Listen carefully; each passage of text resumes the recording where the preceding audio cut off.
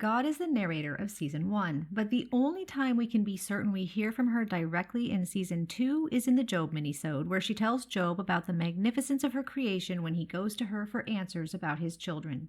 When asked by a fan why God didn't narrate Season 2, Neil replied, "Because we didn't need her to," which is a really ambiguous answer.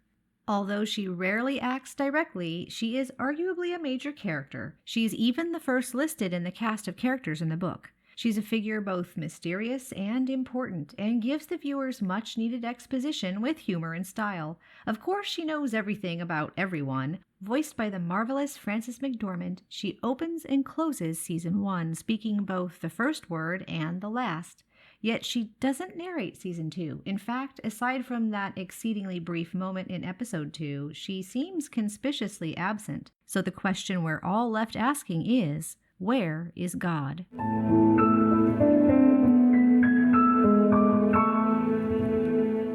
This video is the first of 2 videos in a series I'm working on concerning Good Omens and the natural laws of the universe. What those laws are, how they affect the plots of Season 1 and 2, and what it might mean for Season 3. So, let's begin at the beginning. God does not play dice with the universe. She plays an ineffable game of her own devising. For everyone else, it's like playing poker in a pitch-dark room for infinite stakes with a dealer who won't tell you the rules and who smiles all the time. And I would note that in the book, the last line, "who smiles all the time," is italicized. That's something that we're definitely going to come back to. To really understand what God is up to, I think we need just a tiny bit of quantum physics history. Back in the 1940s, Albert Einstein, yes, this guy, was frustrated with some of the current theories being put forward in the field of quantum mechanics. Niels Bohr had recently postulated that on the quantum level, particles behave differently when they are observed. It's likely that you've heard of this phenomenon called the observer effect. At the time, this idea introduced an element of uncertainty into the behavior of quantum particles. Einstein strongly disagreed with the entire notion. He asserted that the rules for even the smallest particles must be consistent whether the particles were observed or not. In 1945, Einstein exchanged letters with Caltech theoretical physicist Paul Epstein. In one letter regarding the idea of randomness in quantum physics, Einstein stated, "God does not play dice with the universe," and he continued, "God tirelessly plays dice under laws which he himself has prescribed." By this he meant that he didn't believe in true randomness, that even when particles appeared to behave randomly, he believed an underlying law was governing their behavior, perhaps a law yet to be discovered or understood. Laws of physics that were, at the time he wrote the letter, and may remain to this day, ineffable. And yes, I do think Neil and Terry were both aware of the source and context of this quote when they used it. However, the observer effect remains a well-known quantum paradox. A particle's state is not known until it is observed, but observing it changes its state. This is all very interesting, you might be saying, but what does it have to do with where God is in Season 2, or if and how she'll be in Season 3? It is relevant, I promise. I'll tie this right back at the end in a neat little bow, but in order to get there, in order to find God in Season 2 and make any reasonable guess about her role in Season 3, we need to look back and see where she's been in the past.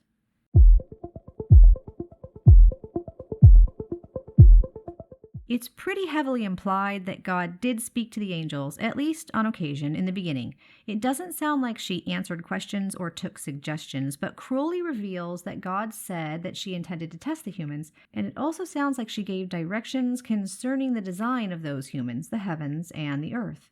She speaks directly to Aziraphale near the Wall of Eden, though she leaves before he finishes his lie. Perhaps another little test. She speaks to Job, though she gives him no answers. Her early interactions with angels, demons, and humans are not very enlightening for them or for us. The fullness of her plan remains always ineffable. In the opening sequence to Season 1, we see God playing with tarot cards, which I think is meant to represent the ineffable game of her own devising. And we also see infinity symbols and a lot of smiley faces. With a dealer who won't tell you the rules and who smiles all the time. Then we jump to a God's eye view of the Garden of Eden. God's definitely watching these events unfold. It is in this first garden that humanity, angels, and demons plant the seeds of what will be in the future. When the baby swap happens in episode 1, God is shown to be playing something like 3-card Monty. It's her hand that passes over the card that represents the diplomat's child and changes it into the King of Hearts, the card that represents Adam. And then with another pass of her hand, the card is transformed to the devil. Later in episode 5, when Adam is having his own crisis, through flashbacks we see the same sequence again, including God playing 3-card Monty. And just at the moment that Mrs. Dowling names the baby Adam, for a few short frames, we see God pass her hand over the devil card one more time, and it transforms back into the King of Hearts, back from the Antichrist into Adam, the human boy. Was Adam's future always in the cards? At the very least, this sequence implies that this outcome was a part of God's ineffable game, but at the same time, the choices of those involved matter. It's important that Crowley was not invested in getting the child to the correct destination. It's important that human nature caused both the nun's winks to be misinterpreted. It's important that neither heaven nor hell ultimately had any influence over Adam, just normal country folks in a normal village with normal children his own age. This is a pretty common storytelling theme, where both fate and free will play crucial roles, a delicate balancing act. So if God is still involved in the universe, why don't we see her? Where has she gone? Why do we only see the Metatron in modern times? Biblically speaking, God is active with humans up until the time of Christ, and this does seem to match the Good Omens timeline as well. Humans, angels, and demons had some communication with her, little good it did them in understanding anything, in the early days, but it seems that more recently she's gone MIA, incommunicado. When Aziraphale tries to take his cause to the Almighty, he's met with the Metatron instead.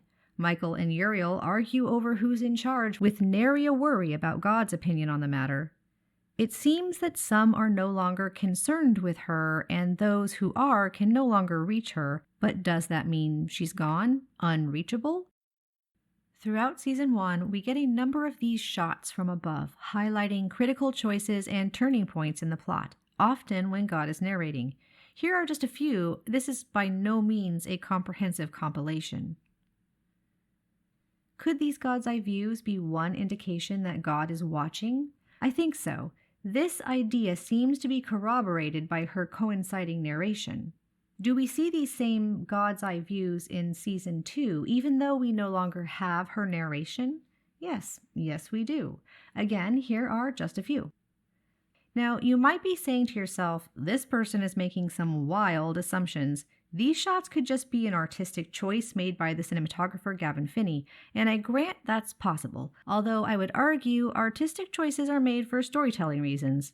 But all the same, I do have another observation that backs this notion that God is watching. Remember how I said I would come back to that line from Season 1 and the book? With a dealer who won't tell you the rules and who smiles all the time. After Aziraphale receives Maggie's message, the camera cuts to Maggie sending the message by text, which is interesting in and of itself, but this is such an awkward introductory shot to a brand new character.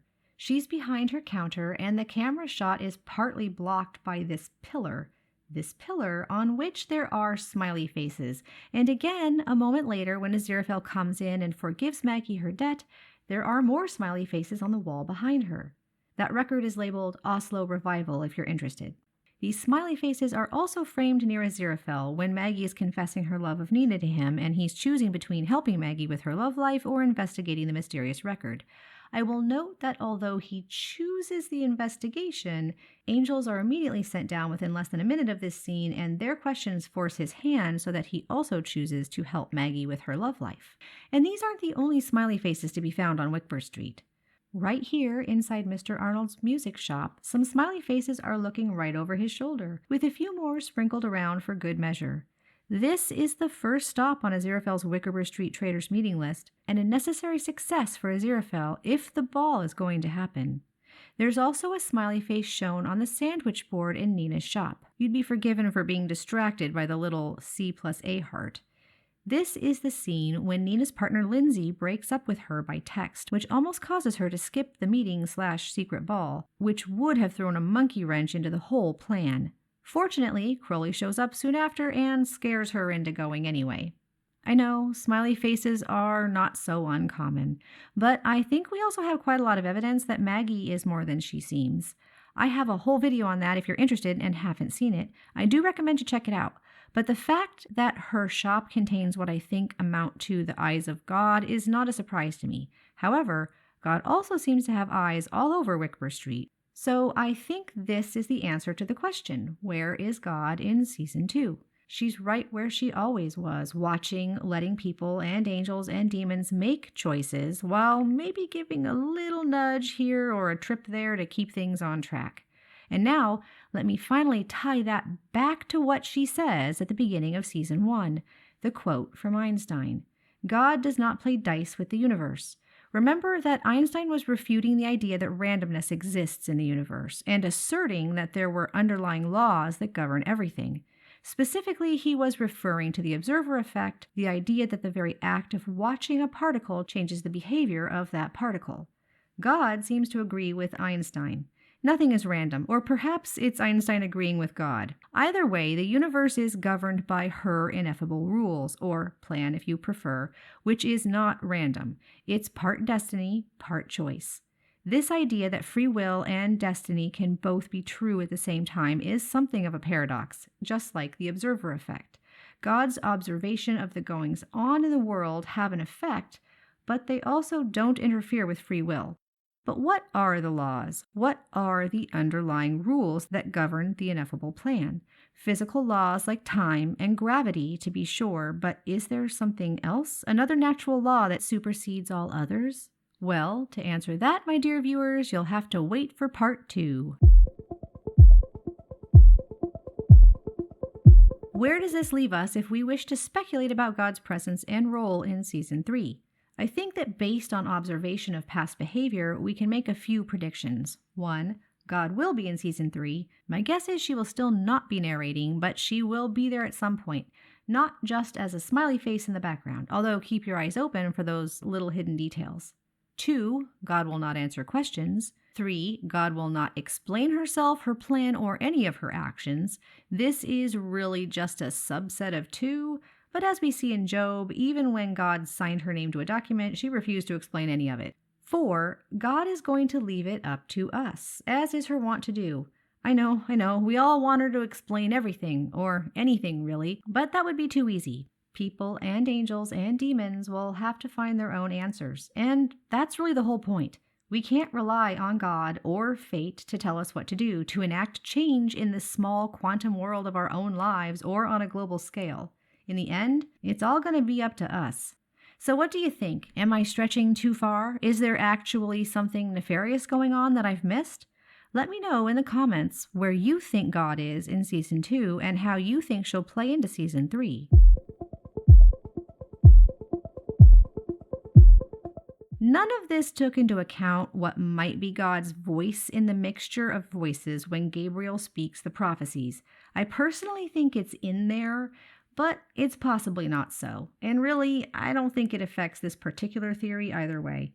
At that point, Jim was just an empty vessel, and hey, I think Jim needs his own deep dive video soon, don't you? You might remember recently that I promised to tell you about something we are planning involving you, the viewer.